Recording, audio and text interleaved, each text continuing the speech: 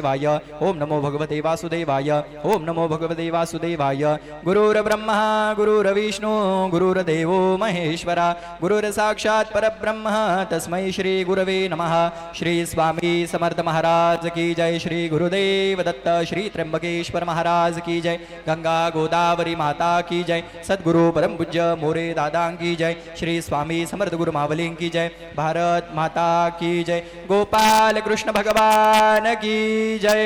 श्रीमद् भागवत महापुराण की जय। राधे राधे। परमपूज्य गुरुमाऊलींचं या ठिकाणी आगमन झालेलं आहे। या ठिकाणी स्वागत गीताने परमपूज्य गुरुमाऊलींचं स्वागत या ठिकाणी केलं जाणार आहे।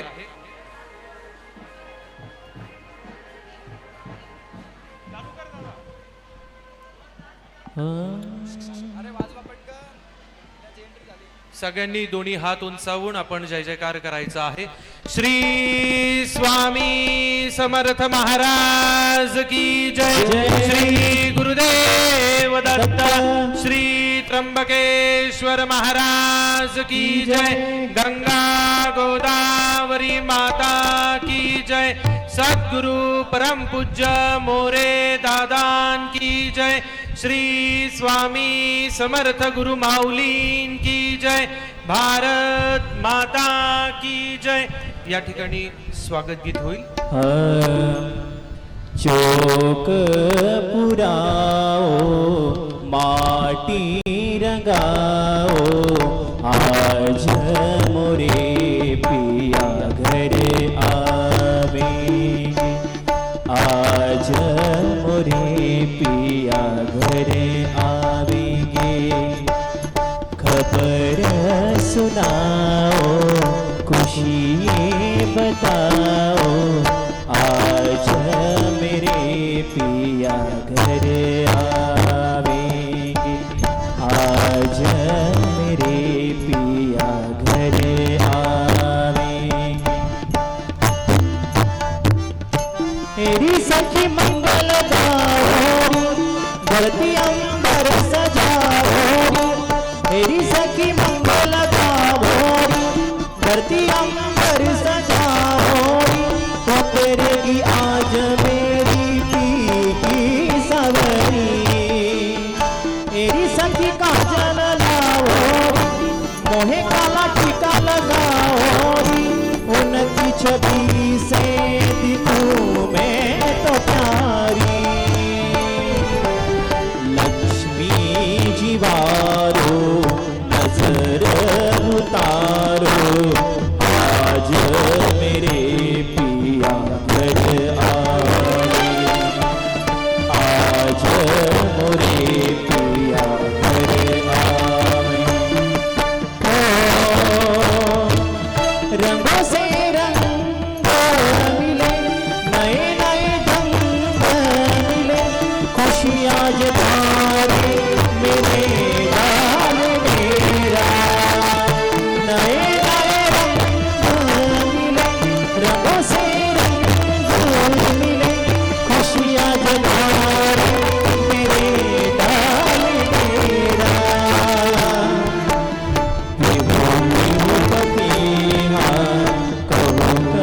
कोयलिया आज मोरे पिया घर आवे। आज मोरे पिया घर आवे। तेरी सखी मंगल गाओ धरती अंबर सजाओ। तो करेगी आज मेरी पी की सवरी।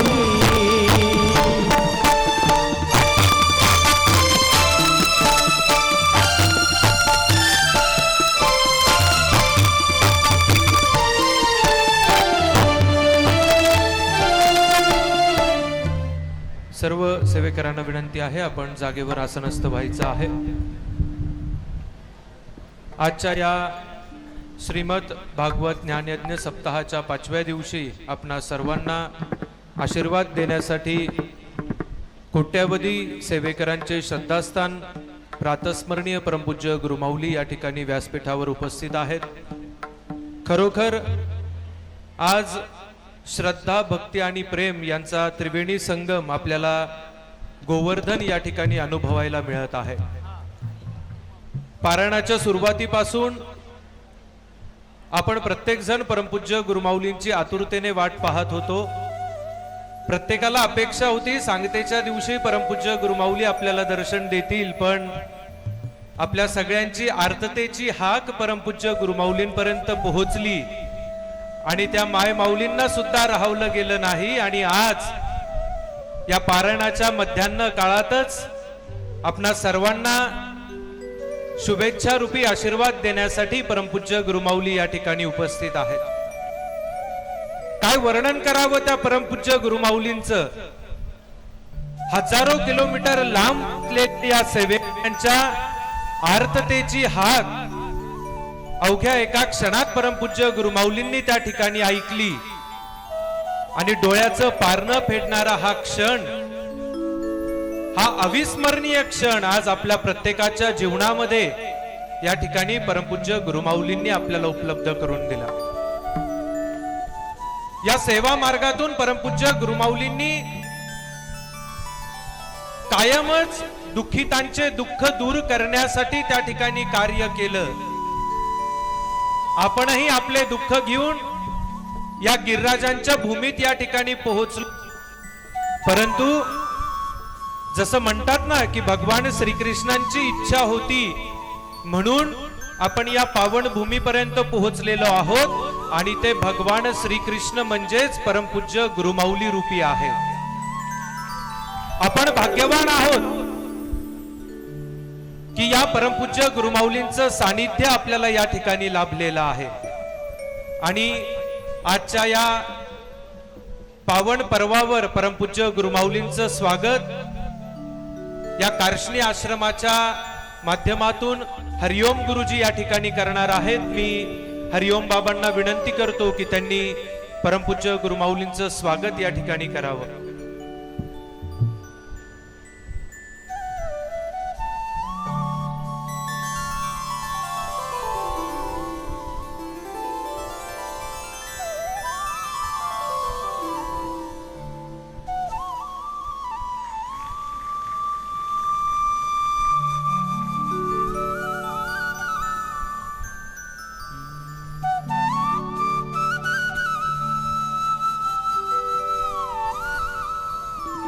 धन्यवाद गुरुजी. या ठिकाणी परमपूज्य गुरुमाऊलींचे शुभ आशीर्वाद या ठिकाणी हरिओम बाबा घेतील. मी त्यांना विनंती करतो की आपण परमपूज्य गुरुमाऊलींचे शुभ आशीर्वाद घ्यावेत.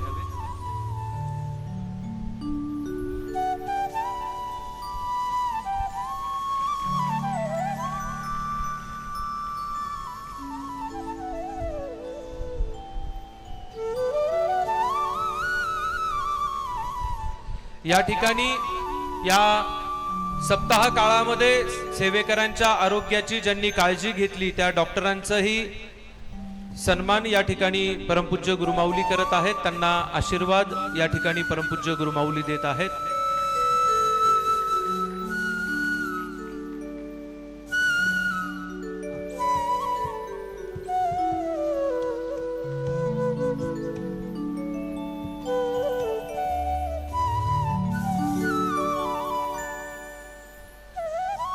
धन्यवाद.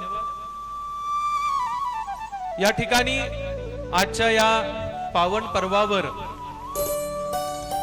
या सेवा मार्गाच्या माध्यमातून गेल्या 7 दशकांपासून समाज कल्याण हा मुख्य उद्देश ठेवून 20% अध्यात्म आणि 80% समाजकार्य या सेवा मार्गाच्या माध्यमातून अविरतपणे सुरू आहे. हे करत असताना मानव जातीला पडणाऱ्या प्रत्येक प्रश्नाचं उत्तर सर्वसाधारणपणे त्यांना प्राप्त व्हावं म्हणून ज्या 18 विभागांची स्थापना परमपूज्य गुरुमाऊलींनी केली त्या 18 विभागांच्या माध्यमातून आज राष्ट्रकल्याण आणि विश्वशांतीचा संदेश हा संपूर्ण जगभरापर्यंत या सेवा मार्गातून पोहोचवला जात आहे. यापूर्वीही आपण अनेक भागवत सप्ताह त्या ठिकाणी केलेले आहेत. मग त्यामध्ये नैमिषारण्य असेल, शुक्ताल असेल, श्री क्षेत्र काशी असेल, द्वारका असेल किंवा गेल्या वर्षी घडलेला याच गोवर्धन काळातील भागवत सप्ताह असेल. या संपूर्ण सेवा राष्ट्र कल्याणासह विश्वामध्ये विश्वशांती प्रस्थापित करण्यासाठी परमपूज्य गुरुमाऊली आपणा सर्वांकडून करून घेत आहेत. अनेक राष्ट्रीय सत्संग मेळाव्यांच्या माध्यमातून राष्ट्रीय एकोपा त्या ठिकाणी निर्माण व्हावा म्हणून परमपूज्य गुरुमाऊली कायम त्या ठिकाणी आपल्या सेवेकरांकडून सामुदायिक सेवा करून घेत आहेत. हीच एक दिव्य भूती पुन्हा आजच्या या भागवत ज्ञानयज्ञ सप्ताहाच्या माध्यमातून या ठिकाणी उपलब्ध आपल्याला झालेली आहे. वेळोवेळी परमपूज्य गुरुमाऊली आपल्याकडून ज्या सेवा करून घेत आहेत, या सेवेच्या माध्यमातून राष्ट्र निर्माण त्या ठिकाणी व्हावं आणि या राष्ट्र निर्मितीसाठी आपण प्रत्येकाने आध्यात्मिक दृष्ट्या त्याचप्रमाणे सर्वांगीण दृष्ट्या आपण समर्थ असलो पाहिजे आणि यासाठी परमपूज्य गुरुमाऊली आपणा सर्वांकडून हे कार्य करून घेत आहेत. आपण प्रत्येक जण परमपूज्य गुरुमाऊलींना जाणून आहात. परमपूज्य गुरुमाऊलींचं वर्णन करणं शब्दांमध्ये त्या ठिकाणी शक्य नाही, कारण शब्दांची सुरुवात ज्यांच्यापासून होते ते म्हणजे परमपूज्य गुरुमाऊली आहे. आणि म्हणून आपण भाग्यवान आहोत की या जन्मामध्ये आपल्याला परमपूज्य गुरुमाऊलींसारखे गुरु त्या ठिकाणी लाभलेले आहेत. खरं सांगायचं म्हणजे मथुरेला भागवत सप्ताह घ्यायची इच्छा अनेक वर्षांपासून सेवेकरांची होती. मागच्या वर्षी परमपूज्य गुरुमाऊलींनी ते स्वप्न पूर्णही केलं. सेवेकरांच्या मनामध्ये प्रश्न होता की पुन्हा ही संधी आम्हाला मिळेल का. पण जसं म्हणतात ना की आर्ततेने दिलेली हाक ही सद्गुरूंना मनातील चाललेली जी काही चुळबुळ आहे ती त्या ठिकाणी सद्गुरूंपर्यंत पोहोचते आणि पुन्हा या अधिक मासाच्या निमित्ताने अधिक पुण्य प्राप्त करण्यासाठी परमपूज्य गुरुमाऊलींनी आपल्याला याही वर्षी ती संधी या मथुरा गोवर्धन मध्ये प्राप्त करून दिलेली आहे. म्हणून परमपूज्य गुरुमाऊलींचे मानावे तेवढे धन्यवाद कमी आहेत. मी आपणा सर्वांना विनंती करतो की आजच्या निमित्ताने आपण माऊलींना एवढीच विनंती करा, दोन्ही हात उंचावून सांगा की परमपूज्य गुरुमाऊली आजपर्यंत आमच्या आयुष्यात असलेली सगळी सुख सगळी दुःख आम्ही आपल्या चरणांवर समर्पित करत आहोत. एवढाच आशीर्वाद आम्हाला द्या, हेची दान देगा देवा, तुझा विसर न व्हावा. सगळ्यांनी टाळ्या वाजवून एकदा आपण परत एकदा परमपूज्य गुरुमाऊलींचं स्वागत या निमित्ताने करायचं आहे.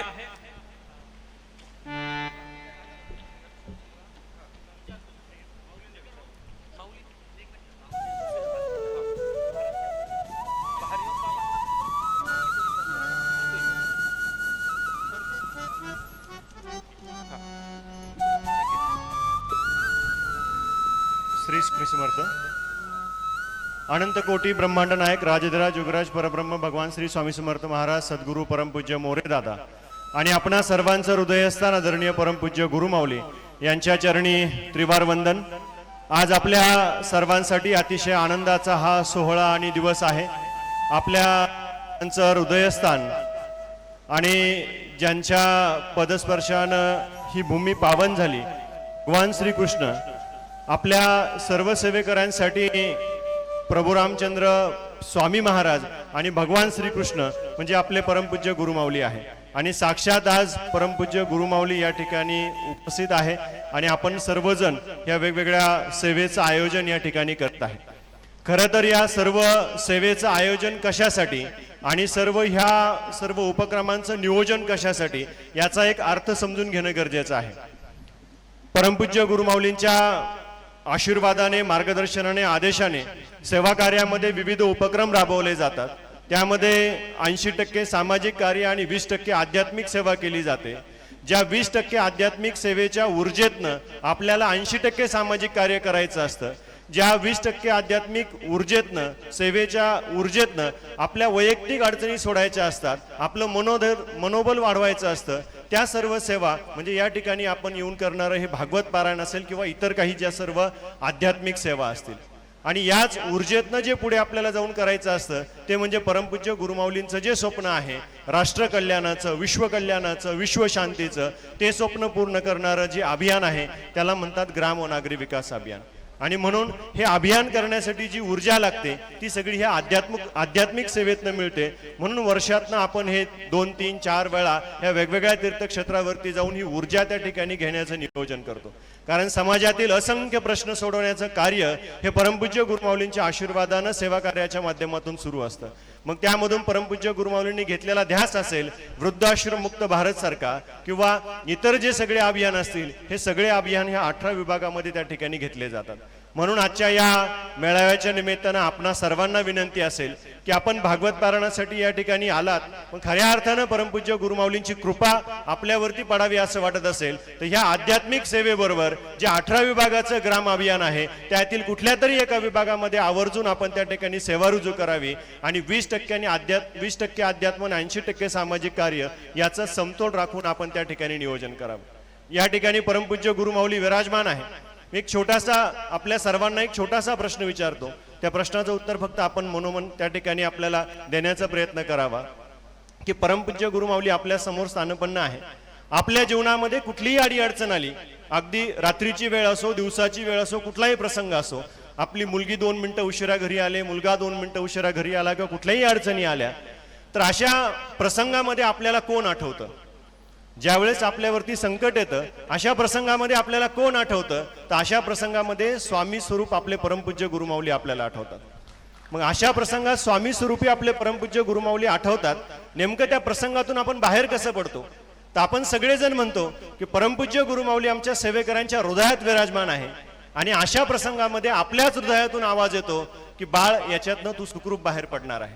आणि तो आवाज म्हणजे आपल्या परमपूज्य गुरुमाऊलींचं आपल्या हृदयातलं वास्तव्य.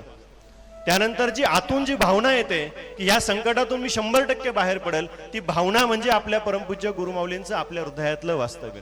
आणि हीच ऊर्जा गुरूंची आहे.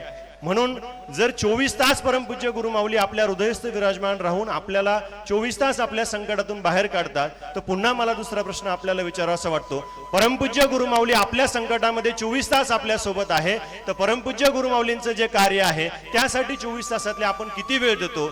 असं जर आपल्याला विचारलं तर त्या ठिकाणी कदाचित बऱ्याच सेवेकरांना त्या ठिकाणी कन्फ्युजन होईल. म्हणून आपल्या सर्वांना विनंती असेल की आपले परमपूज्य गुरुमाऊली अहोरात्र आपल्या सोबत राहून आपल्याला प्रत्येक संकटातून बाहेर काढतात, समाजातील प्रत्येक घटकाला त्या ठिकाणी मार्ग दाखवण्याचं कार्य करतात. आणि याच परमपूज्य गुरुमाऊलींचं जे स्वप्न आहे, ग्राम अभियानाचं असेल, वृद्धाश्रम मुक्त भारताचं असेल, सेंद्रिय शेतीचं असेल, आयुर्वेदाचं असेल, हे सगळे स्वप्न पूर्ण करण्यासाठी आपल्याला पुढे जाऊन वेगवेगळ्या अभियानांचं देखील नियोजन करायचं आहे आणि वेगवेगळ्या सेवेंचं देखील नियोजन करायचं आहे. म्हणून आपणा सर्वांना विनंती असेल की आपण या अभियानामध्ये आणि या सर्व सेवेमध्ये आपण त्या ठिकाणी नियोजन करावं. खरं तर गेल्या 1.5 महिन्यापूर्वी छत्रपती संभाजीनगर या ठिकाणी एक मूल्य संस्कार मेळाव्याचं आयोजन करण्यात आलं होतं. जवळपास त्या ठिकाणी 4 दिवसाचं एक मोठं आयोजन त्या ठिकाणी परमपूज्य गुरुमाऊलींच्या मार्गदर्शनाखाली आशीर्वादानं करण्यात आलं. नेमका हा काय महोत्सव त्या ठिकाणी होता? तर गेल्या 30 वर्षामध्ये 35 वर्षामध्ये परमपूज्य गुरुमाऊलींनी आपल्या हितगुजामधून जे काही ज्ञानदान समाजापुढे दिलं, ते सर्व ज्ञान हे समाजापुढं प्रॅक्टिकल मांडण्याचं त्या ठिकाणी एक नियोजन परमपूज्य गुरुमाऊलींच्या आशीर्वादाने केलं गेलं होतं. म्हणून असे विविध उपक्रम राबवले जातात सेवा कार्याच्या माध्यमातून. अशा वेगवेगळ्या आध्यात्मिक सेवा देखील त्या ठिकाणी राबवल्या जातात. तर आपण सर्वजण खूप भाग्यवान आहोत. आज आपल्याला संध्याकाळचा जो विवाह सोहळा आहे, भगवान श्रीकृष्णांचा जो विवाह सोहळा आहे, तो साक्षात परमपूज्य गुरुमाऊलींच्या पावन सानिध्यात या ठिकाणी ती सेवा आपल्याला करता येणार आहे. आणि ही आपल्यासाठी खूप मोठी गोष्ट आहे. आणि आज आपल्याला दिवसभर पूर्णपणे परमपूज्य गुरुमाऊलींचं सानिध्य या ठिकाणी लाभणार आहे. दर्शन सोहळा देखील या ठिकाणी मिळणार आहे. एक वेगळी ऊर्जा या दिवसभरामध्ये आपल्याला या ठिकाणी पाहायला मिळणार आहे. आणि या सेवेतनं ज्या काही बाबी आपण ह्या करतोय, ह्या आगामी येणारा जो अधिक मास असेल 3 वर्षाचा, या 3 वर्षामध्ये ही सर्व ऊर्जा आपल्याला त्या ठिकाणी कामी येणार आहे. झालेली सर्व सेवा स्वामी महाराज आणि परमपूज्य गुरुमाऊलींच्या चरणी अर्पण करतो. इथेच थांबतो. श्री स्वामी समर्थ.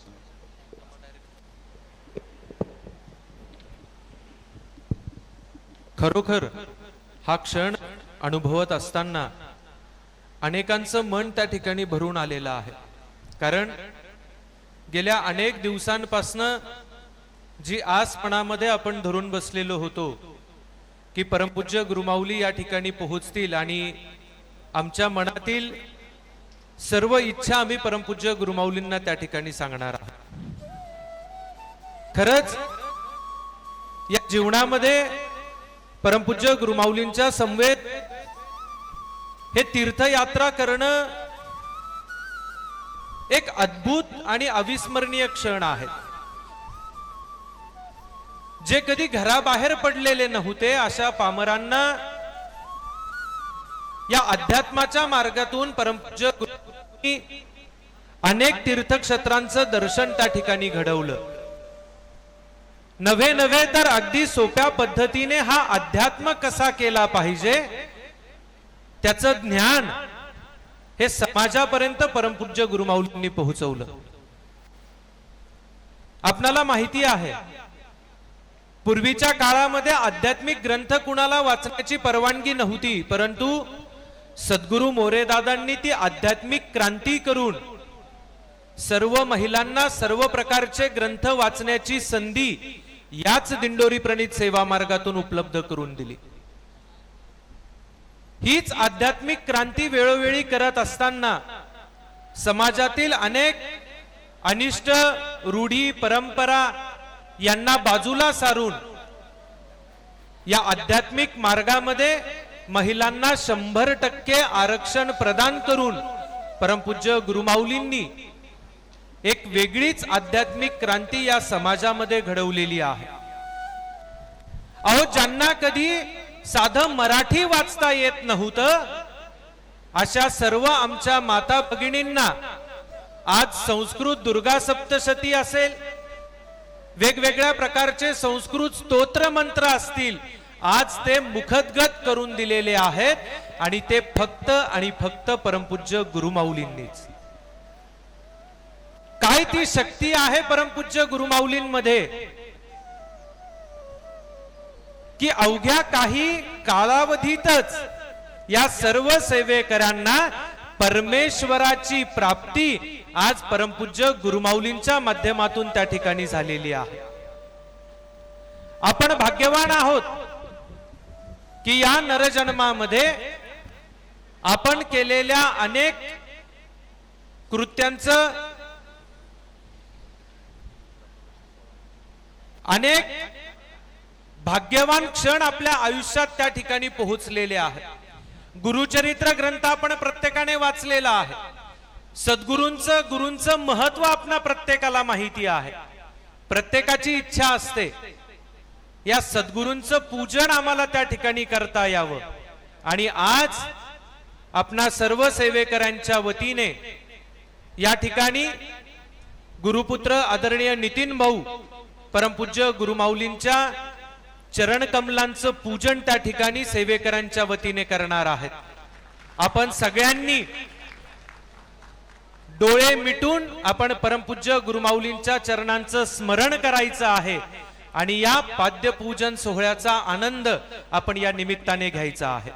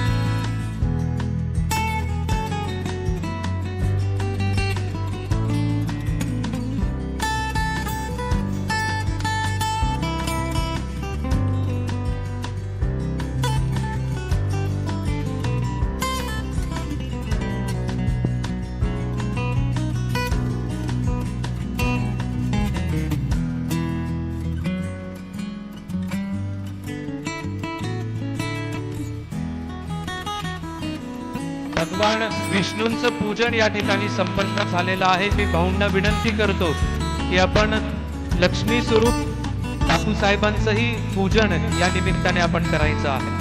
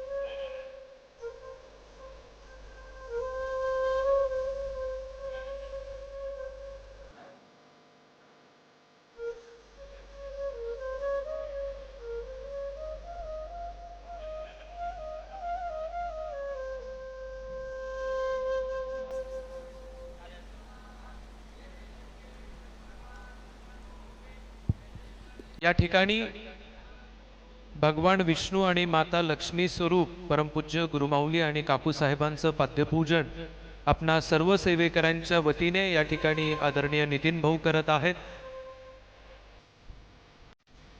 खरोखर हे भाग्य आपल्याला या दिंडोरी प्रणीत सेवा मार्गात प्राप्त झालेलं आहे आणि याच निमित्ताने मी आपणा सर्वांचा अधिक वेळ या ठिकाणी घेणार नाही, कारण परमपूज्य गुरुमाऊली व्यासपीठावरती आहेत. आपणा प्रत्येकाला आतुरता आहे. मी पुन्हा एकदा सर्व सेवेकरांना त्या ठिकाणी प्रार्थना करतो की आपण परमपूज्य गुरुमाऊलींना हात उंचावून वंदन करूयात आणि या पाद्यपूजन सोहळ्याचं पुण्य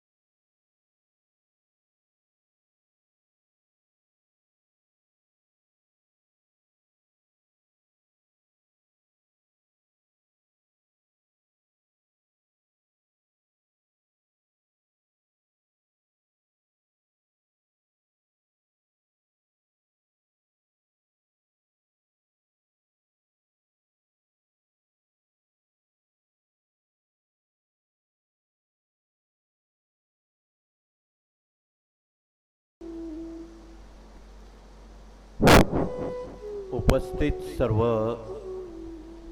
भाविक आणि सज्जन, देशाच्या बहुविध ठिकाणासह उत्तर भारतासह आणि देशाच्या राजधानीतून मोठ्या प्रमाणात ज्ञानयज्ञामध्ये आपण सर्वजण गेली 5 दिवस परब्रह्म भगवान श्रीकृष्णांच्या पदस्पर्शानं पावन झालेल्या या पुण्यभूमीत आपला बहुमोल वेळ खर्ची घालून अनेक पुण्यवंत आणि भाग्यवंत या ज्ञानयज्ञामध्ये सहभागी झालेले आहेत. या आश्रमाचे सर्व आणि मागील वर्षी त्यांनी आपल्या भागवत महायज्ञाला ज्ञानयज्ञाला खूप सहकार्य केलं. ते पूजनीय शरणानंद महाराज ते कदाचित आज आपल्यात सायंकाळपर्यंत येण्याची शक्यता आहे. त्यांचं काम बघणारे पूजनीय हरिओम बाबा गोवर्धन आश्रम हे इतका वेळ आपल्या सेवेत योगदान देत होते. असे हे परम पावन संत या पुण्यभूमीला लाभून आपणाला सहकार्य करावं हे फार मोठं औचित्य आहे. आणि म्हणून महाराष्ट्र राज्यासह देशाच्या विविध राज्यासह दिल्लीतून आणि ईशान्य भारतातून दक्षिण भारतातून प्रातिनिधिक स्वरूपात हिंदी आणि मराठी भागवत वाचण्यासाठी आज हिंदी भाषिक त्यांना हिंदी भागवत उपलब्ध करून दिलेला आहे. त्यांना एक वेगळा आनंद झालेला आहे की भारतामध्ये आपल्या या पुण्यनगरीत केवळ फक्त कथा ऐकवल्या जातात. हजारो वर्षाच्या परंपरेमध्ये फक्त भागवत कथा ऐकल्या जातात. परंतु या कार्यातून मात्र त्याचं वाचन, मनन, चिंतन, श्रवण आणि निरूपण या सर्व बाबी त्या परंपरेनुसार आपल्या धर्मात केल्या जातात. ही एक मूलभूत परंपरा भारतभर आणि आमच्या उत्तर भारतात सर्वदूरपर्यंत ती पोचली जावी आणि या भागवत महायज्ञाचं अनन्यसाधारण महत्त्व विश्वकल्याणासाठी, राष्ट्रकल्याणासाठी, मानव कल्याणासाठी, धर्माचं कल्याण करण्यासाठी, देशाचं कल्याण करण्यासाठी आणि आपल्या वैयक्तिक जीवनात उद्भवणाऱ्या असंख्य मानवी समस्येसह आदिदैविक, आदिभौतिक आणि आध्यात्मिक समस्या निवारण करण्याचं हे शेवटचं अस्त्र आहे. त्याला भागवत असं म्हणतात.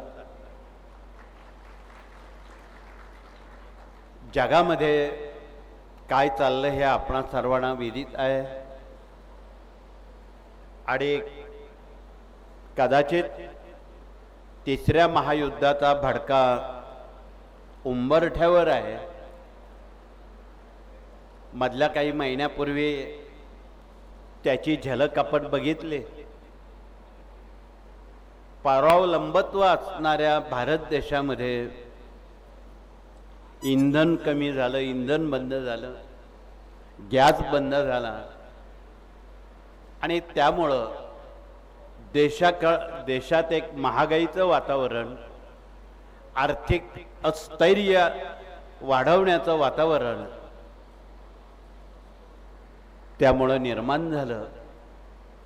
ही गोष्ट देशवासियांना पेलवणारी, परवडणारी नाही. म्हणून या देशाचं स्वातंत्र्य अबाधित राहण्याबरोबर परावलंबत्व जाण्यासाठी आणि स्वावलंबी भारत होण्यासाठी परब्रह्म भगवान स्वामी महाराजांना आणि या पुण्यभूमीचे परब्रह्म भगवान श्रीकृष्ण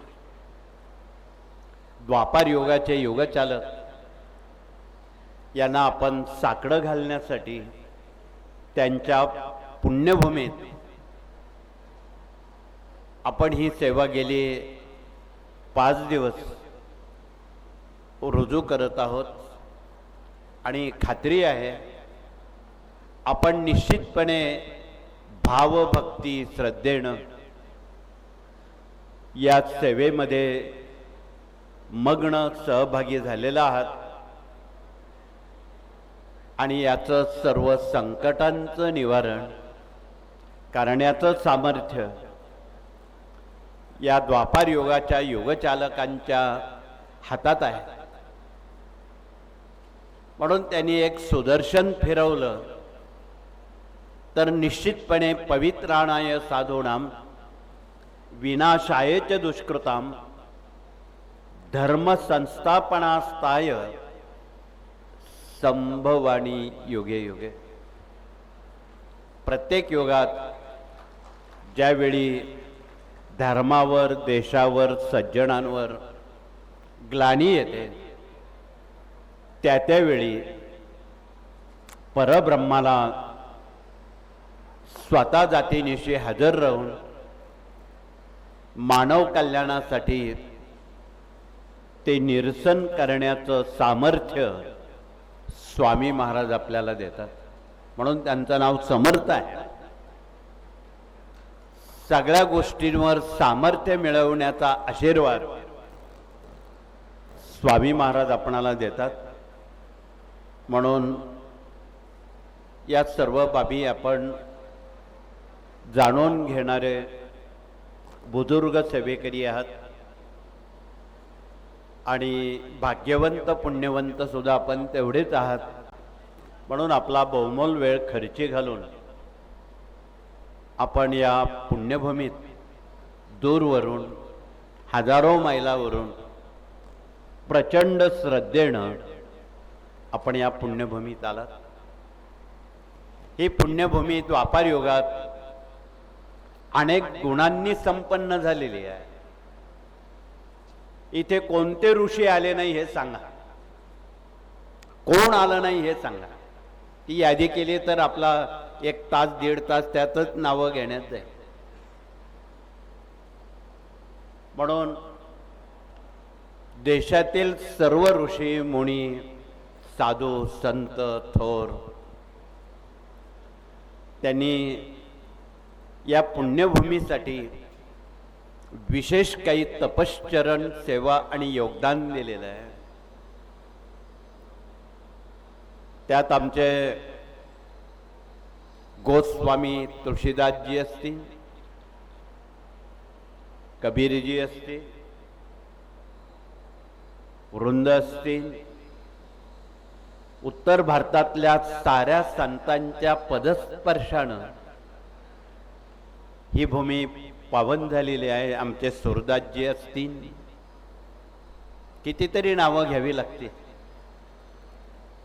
आणि म्हणून यांच्या पदस्पर्शानं ही भूमी पावन झालेली आहे, ऊर्जित अवस्थेत आलेली आहे. आणि शरणानंद सारखे एक पुण्यवंत संत या देशाला मिळाले, त्यामुळं त्यांचे असंख्य आश्रम या देशामध्ये या धर्माला, देशाला, सज्जनांना ऊर्जा देण्याचं काम, धर्माकडे वळवण्याचं काम ते सातत्यानं याही वयात एक दिवस सुद्धा कुठे थांबत नाही. सारखे कथा प्रवचन काश्मीर पासून कन्याकुमारीपर्यंत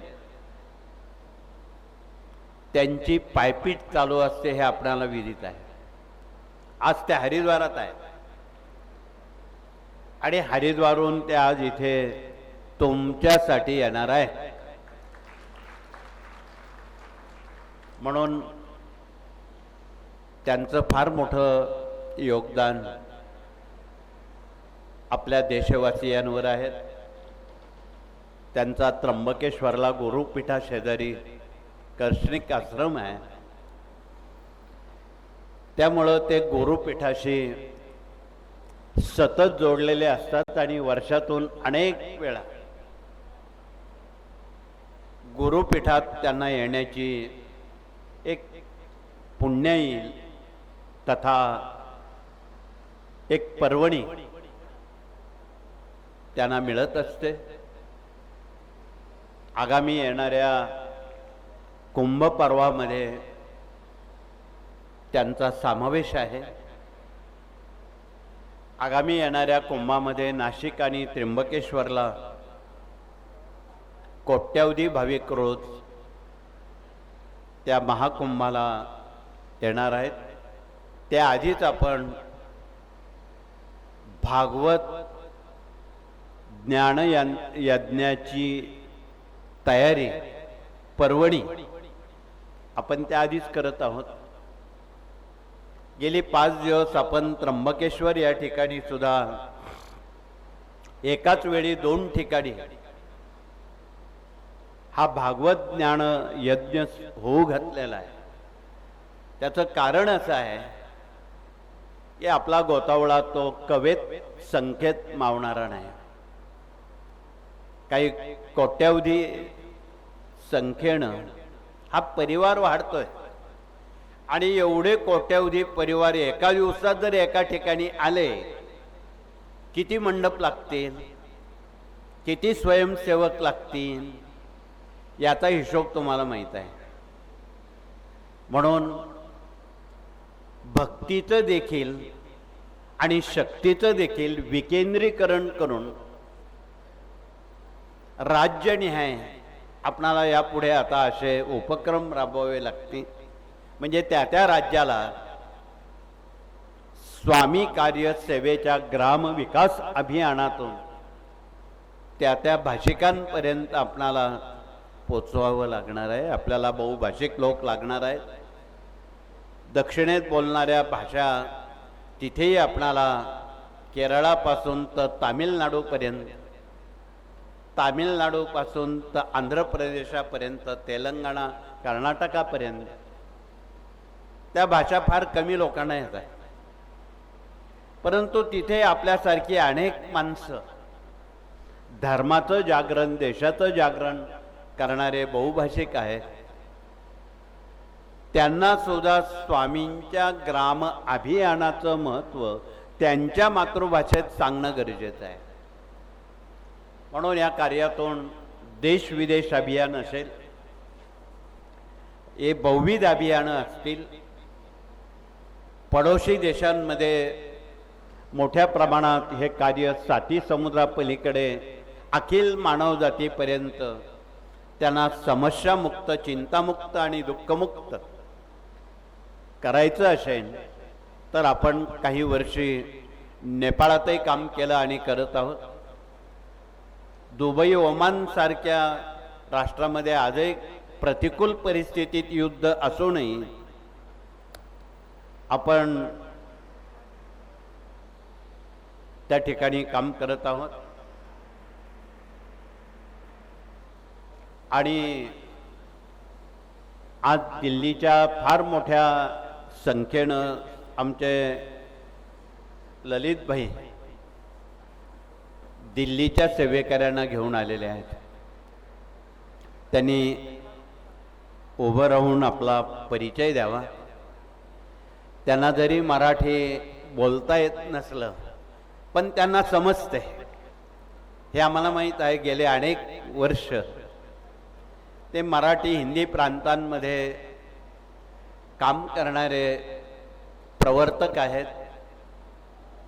त्यामुळं महाराष्ट्रीयन लोकांना जशी हिंदी कळते तसं हिंदी प्रदेशातही हे उभे असणाऱ्या प्रतिनिधींना मराठी भाषा समजते असा आमचा दावा आहे.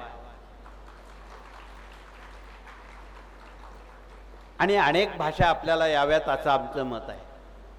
सर्वांना सर्व भाषा याव्या.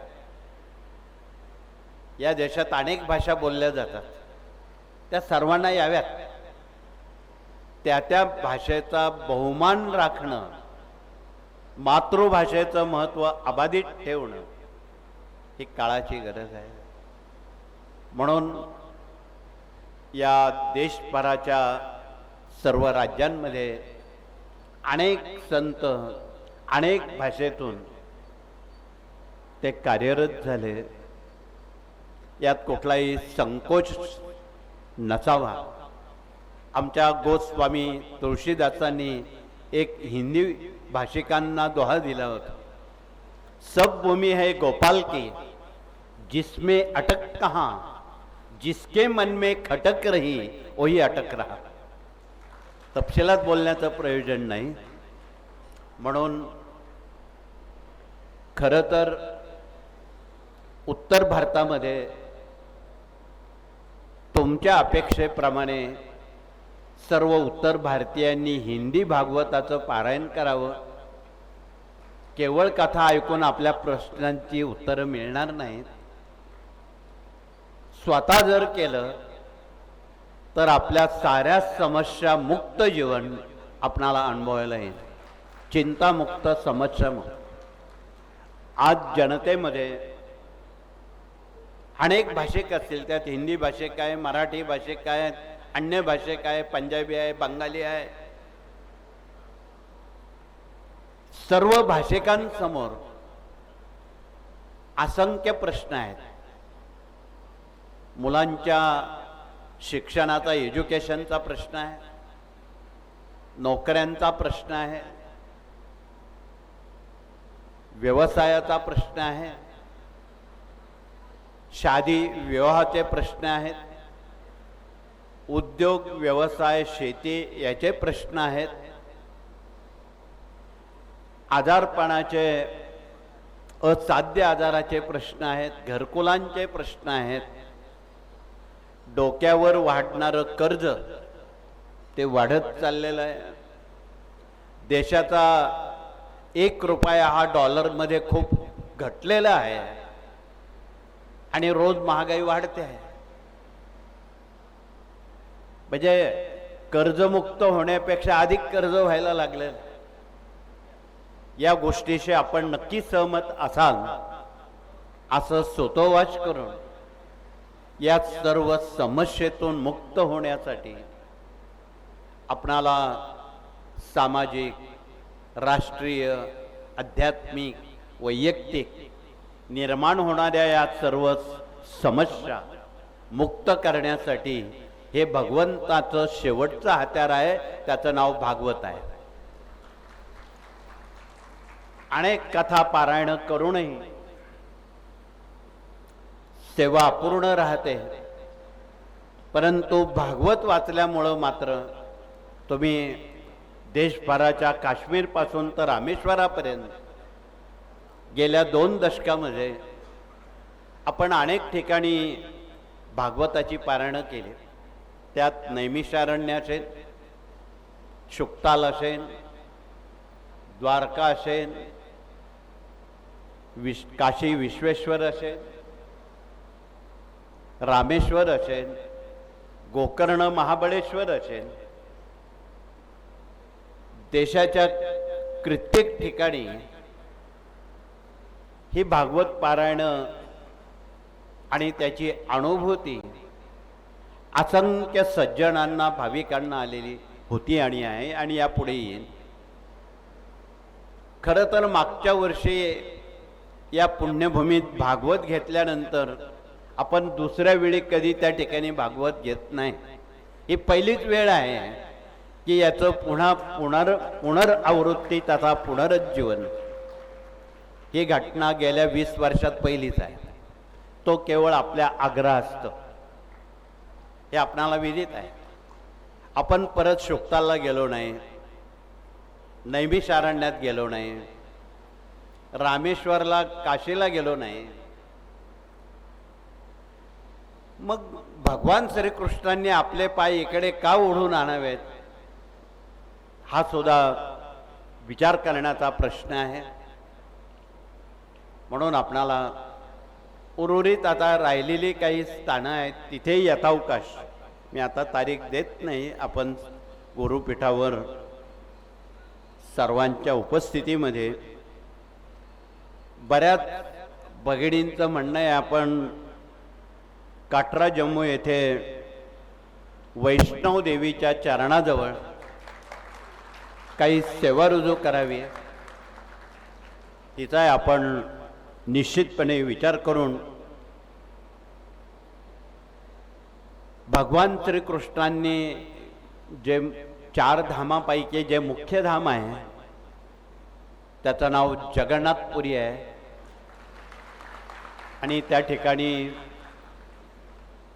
बलरामजी, भगवान श्रीकृष्णजी यांचं फार मोठं विशाल कार्य, सुभद्राजी या तिघ बंधू भगिनींचं ते मुख्य ठिकाण आहे. तिथे तिघांच्या प्रतिकृती लाकडाच्या आहेत आणि तिथे प्रति 12 वर्षानं त्याचं पुनरुज्जीवन करण्याची एक पूर्व परंपरा आहे. इतिहास तो खूप मोठा आहे, तो खूप सांगणं कमी भाषेत अशक्य आहे. परंतु यथावकाश आपण जगन्नाथपुरी आणि वैष्णवदेवी हे आपल्या यादीत राहिलेलं आहे. केव्हा तरी ती संधी आपणाला नक्की मिळेल यात दुमत नाही. आज परराज्यातून आपण फक्त उत्तर भारताचा उल्लेख केला, तथापि पारायणास आलेले आमच्या हिंदी भाषिकांपैकी स्वामींच्या मूळ ठिकाणाहून म्हणजेच पंजाब प्रांतातून आज काही सेवेकरी आलेले आहेत. त्यांनी उभं राहून आपला परिचय द्यावा की स्वामींचं प्रकटीकरण सन 1049ला पंजाब प्रांतातून झालेलं आहे आणि परत आता पंजाब प्रांतात स्वामींचं कार्य आपणाला पोचवायचं. म्हणून पंजाबसह हरियाणातून बरेच सेवेकरी आलेले आहेत. त्यांनी देखील आपला परिचय देऊन हा हिंदी भागवत डोक्यावर घेऊन पंजाब हरियाणापर्यंत तुम्ही पोचायचं आहे. त्यानंतर उत्तर प्रदेशमधून आलेल्या भाविकांनी सुद्धा आपला परिचय करून द्यायचा आहे. त्यानंतर उत्तरखंडातून सुद्धा काही प्रातिनिधिक स्वरूपात सेवेकरी आलेले आहेत, त्यांनी परिचय करून द्यावा. पाठोपाठ गुजरात राज्य मागे नाही, गुजरातमधून आलेल्या सेवेकऱ्यांनी मोठ्या प्रमाणात गुजरातमधून आपण आलेला आहात आणि गुजरातवर आगामी खूप मोठी जबाबदारी या कार्यानं काही वर्षापासून दिलेली आहे. मला वाटतं गेल्या वर्षी आपण गुरुपीठ ते गिरणार एक रथयात्रा सुरू आहे आणि ती गुजरातच्या उत्तर गुजरातमध्ये म्हैसाणा गांधीनगर पास करून ती पुढे गिरनारकडे वाटचाल करत आहे.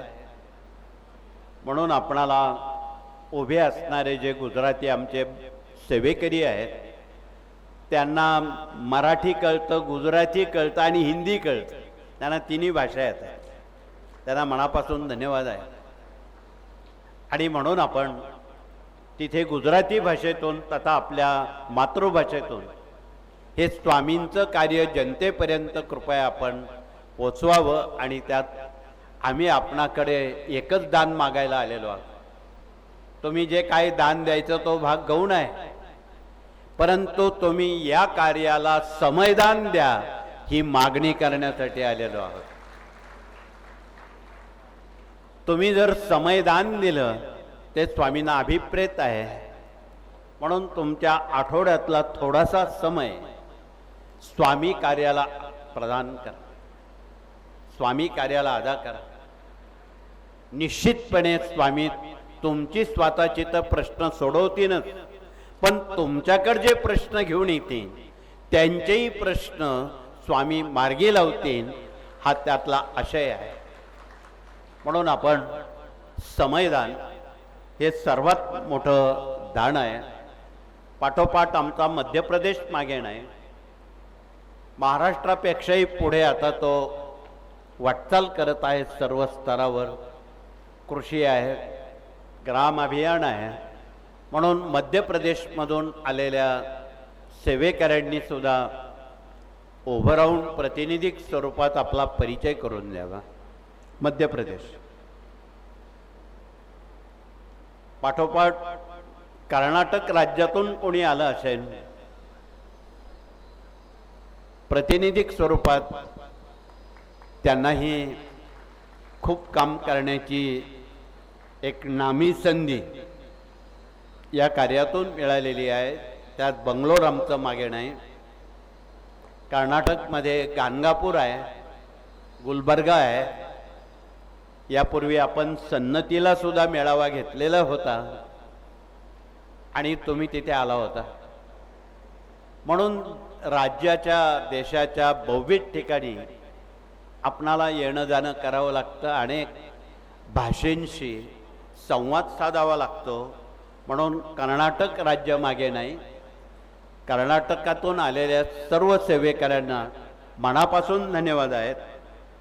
त्यानंतर तेलंगणा आहे आणि आंध्र प्रदेश आहे. त्या ठिकाणी आपले 2 शक्तिपीठं आहेत.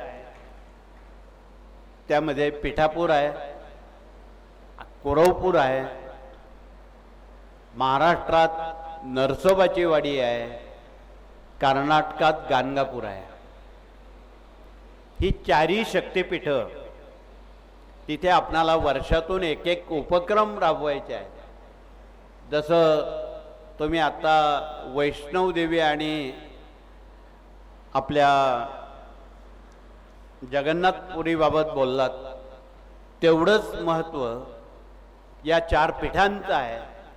आणि आमचं कळकळीचं म्हणणं आहे की तुम्ही वर्षातून 1 दिवस या 4ही पीठांवर तुमच्या सवडीनं वेळ द्या आणि त्या ठिकाणी 1 दिवसीय श्री गुरुचरित्र पारायण करा आणि दुःखमुक्त व्हा.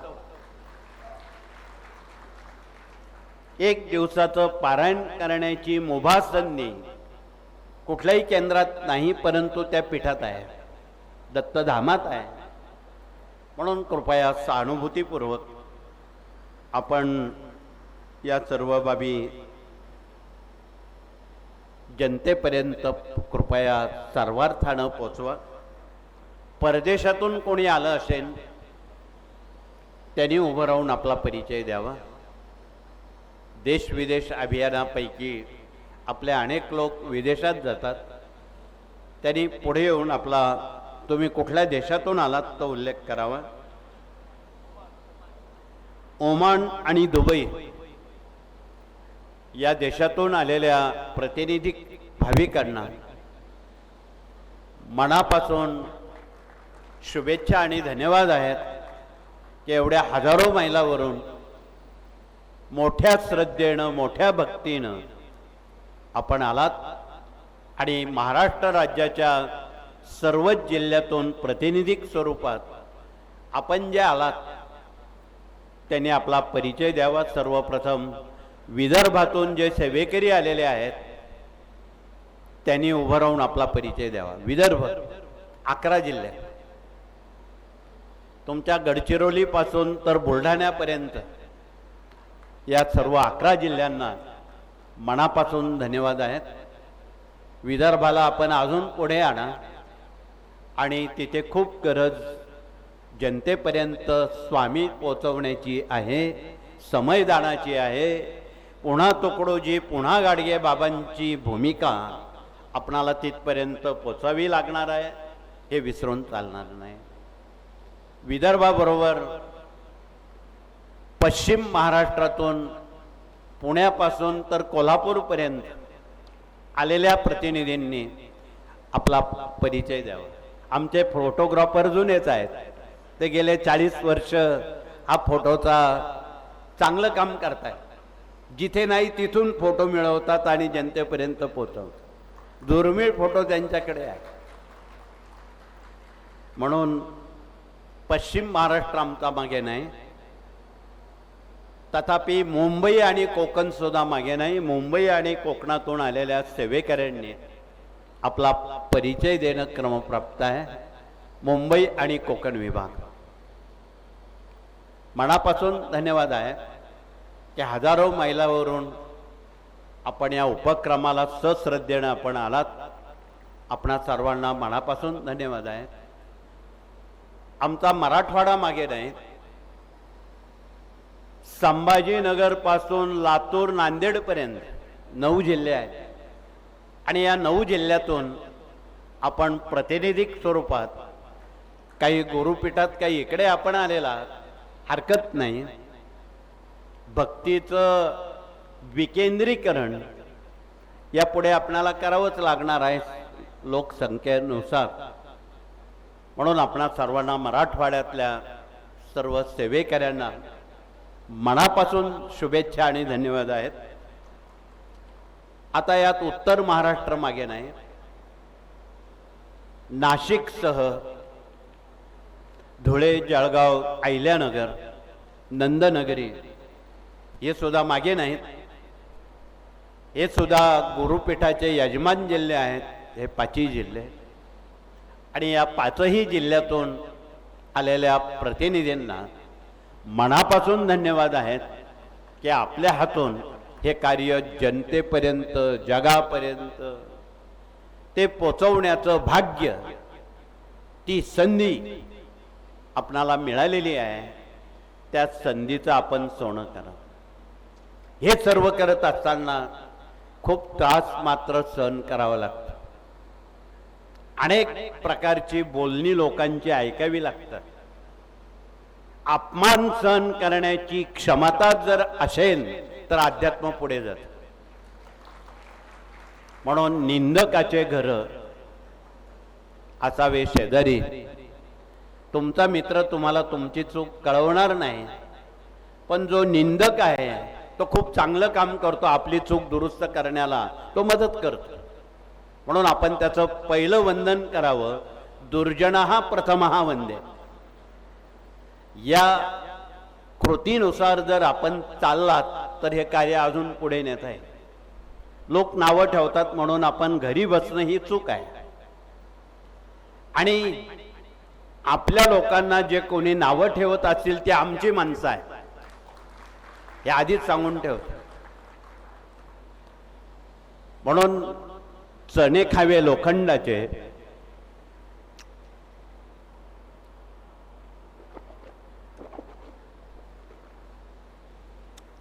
या उक्तीप्रमाणे आपणाला या दैनंदिन जीवनात या साऱ्या परीक्षा द्याव्या लागतील. समयदान द्यावं लागेल.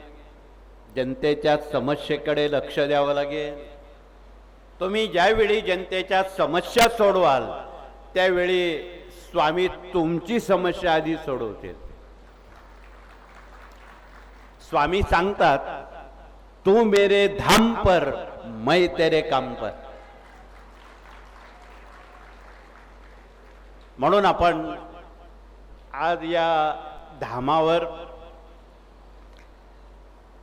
आपला जो वेळ खर्ची घालून आलेला आहात त्याचं काहीतरी सोनं होणार. त्या पर्वणीचं काहीतरी चांगली गोष्ट घडणार यात दुमत नाही. म्हणून आपणाला खूप आपला वेळ आम्ही घेणार नाही. आपण पहाटे 5 वाजेशी या मंडपामध्ये वाचण्यासाठी किंवा पारायण करण्यासाठी आपला बहुमोल वेळ, एवढं तापमान असू नये. 40च्या पुढे तापमान आहे आणि एवढ्या प्रखर तापमानामध्ये आपण स्थितप्रज्ञाची भूमिका घेऊन हे सर्व करत आहात.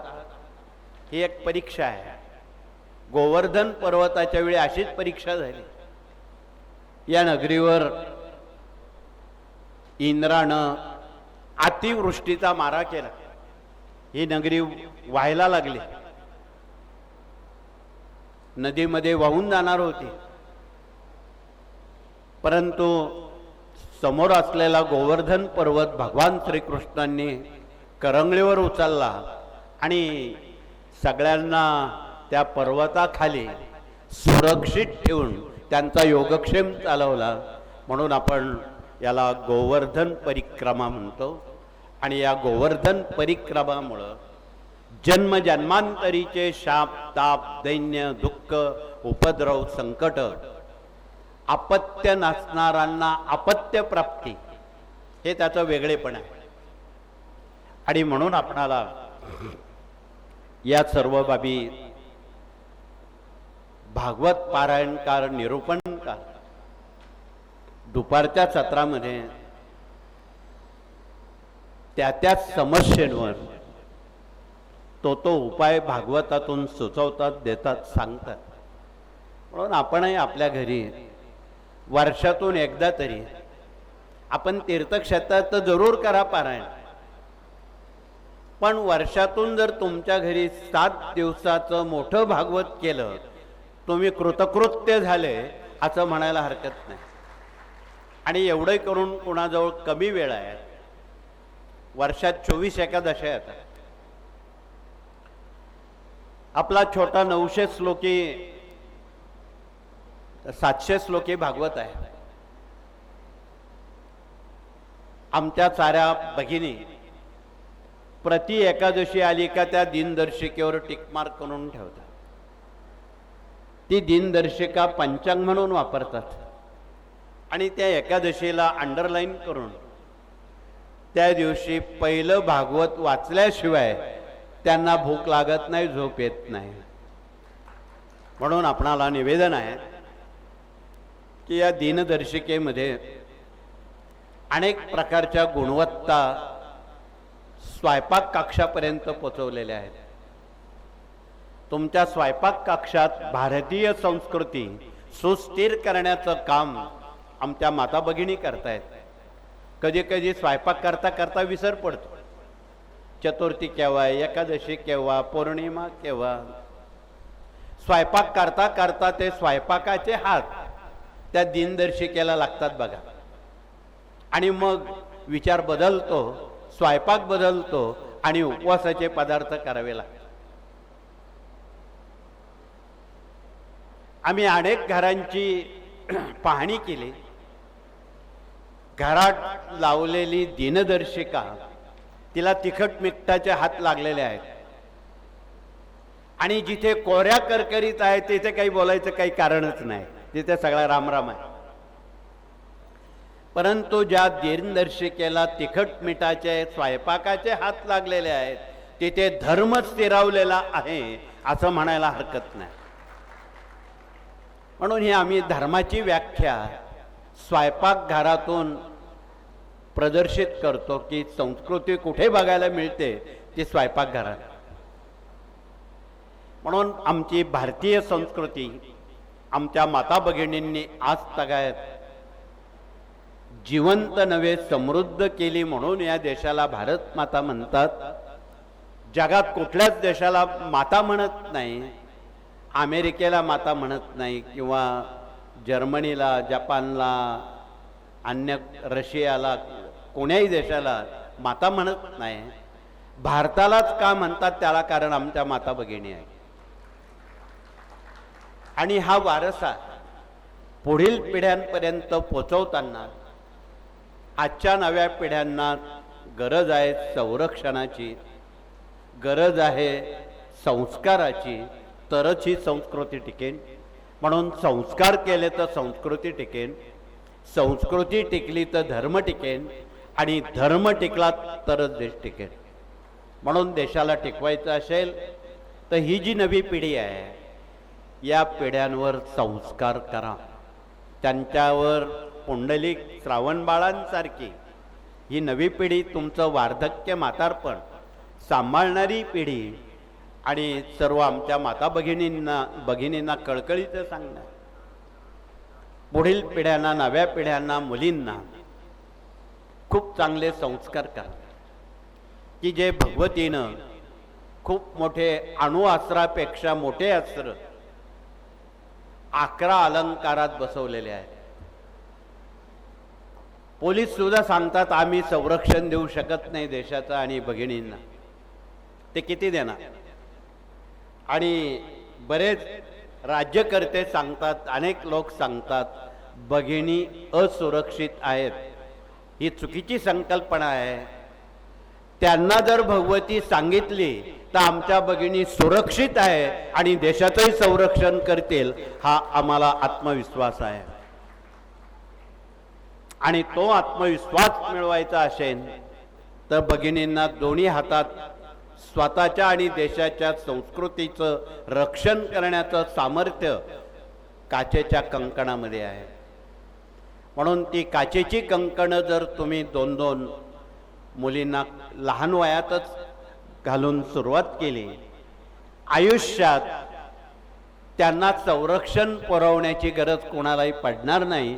उलट त्याच देशाचं संरक्षण झाशीच्या राणीसारखं, जिजाऊ साहेबांसारखं करते.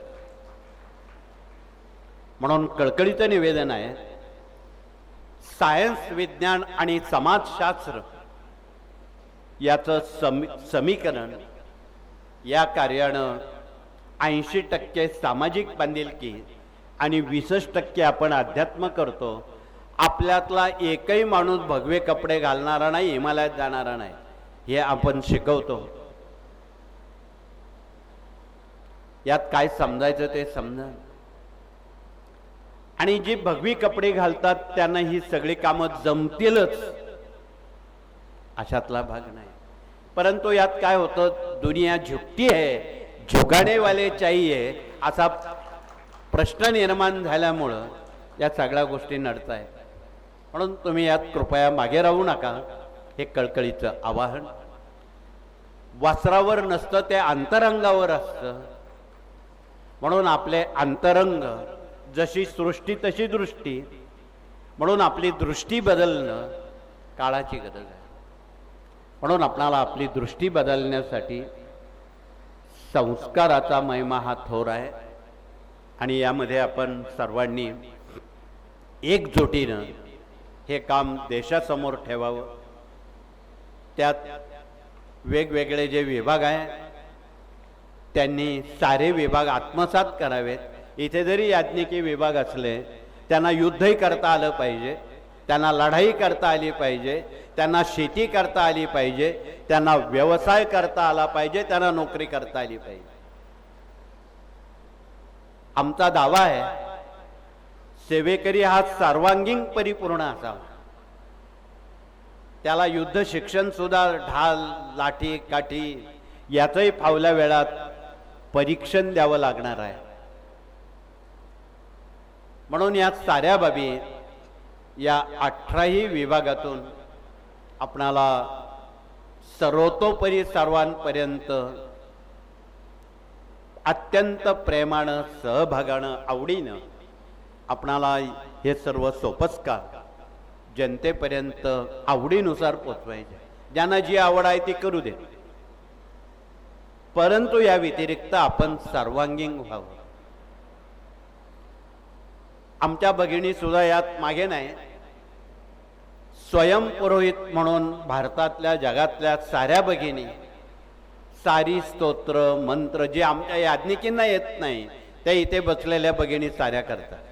त्यांना पुरुष सूक्त येतं, श्री सूक्त येतं, रुद्राभिषेक येतो.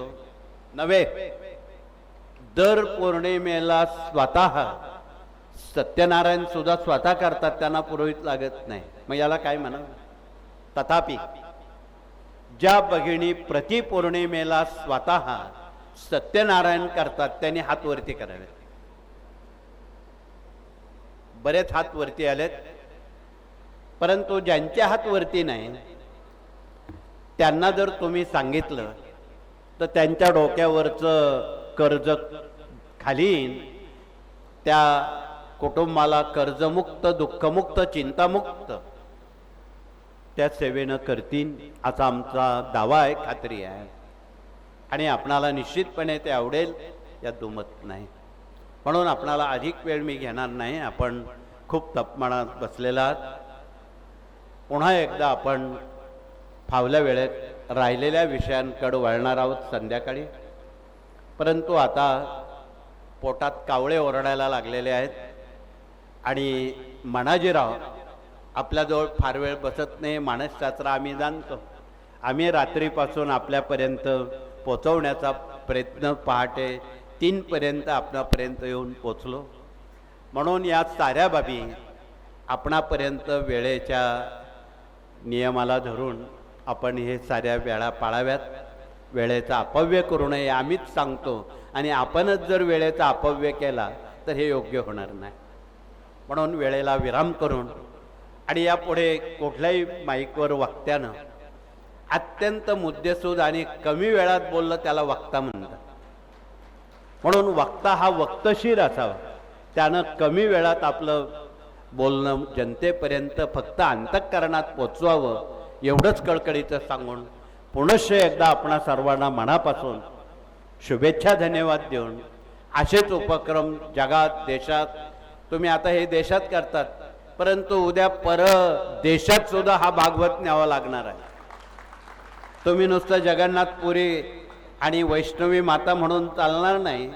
जगाला आग लागलेली आहे, तिसरं महायुद्ध आहे, त्यांना कोण शांत करेल तर भागवत शांत करेल. म्हणून आपणाला इंग्लिशमधून भागवत ग्रंथ जगापर्यंत पोचवायचा आहे. हे फार मोठं शिवधनुष्य तुम्हाला जगाच्या पाठीवर पोचवायचं आहे. केवळ देशापुरतं हे मर्यादित नाही. स्वामी महाराज हे देशापुरते मर्यादित नाही. भगवान श्रीकृष्ण हे किंवा दत्त महाराज देशापुरते मर्यादित नाही. ते विश्वाचे परब्रह्म आहेत. हे काम विश्वगणिक पोचलं पाहिजे. अनेक भाषेतून पोचलं, बहुभाषेतून पोचलं पाहिजे. म्हणून जगात बोलणाऱ्या ज्या भाषा आहेत त्यांच्यापर्यंत जर तुम्ही पोचलात जग तुम्हाला डोक्यावर घेईन आणि हा हिंदुस्थान महासत्ता बनेल हे तितकंच खरं आहे. म्हणून आपणाला पुन्हा एकदा कळकळीचं हे समयदानाचं आवाहन करतो आणि या ठिकाणी वाणीला विराम करून पुनश्च आपणा सर्वांना शुभेच्छा धन्यवाद देतो. या ठिकाणी थांबतो. जय हिंद, जय महाराष्ट्र. श्री स्वामी समर्थ. अमृततुल्य